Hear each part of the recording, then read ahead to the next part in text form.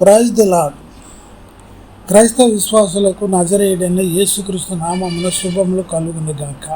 ఆమేన్.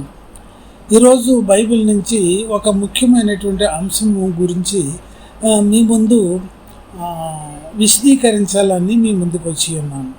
అంశం ఏంటనగా ధర్మశాస్త్రము నెరవేర్పు.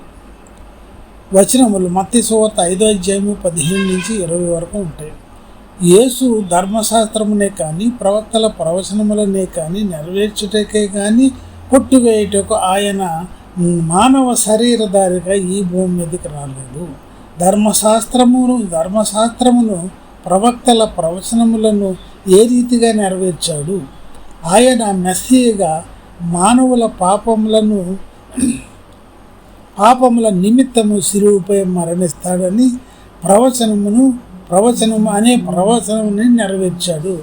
ఇది ఐజయా 53:5-6, మార్కు సువార్త 10:45. క్రీస్తు తన జీవితమును అపరాధ పరిహారార్థ బలిగా అర్పించాడు.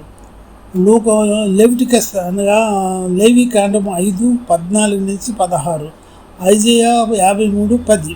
ధర్మశాస్త్రం అంతయు నెరవేరు వరకు దాని నుండి ఒక పొల్లైనను సున్నైనను తప్పిపోకుండా క్రీస్తు శిలువపై మరణించినప్పుడు ఇది అంతయు నెరవేరింది. God bless you all. Amen.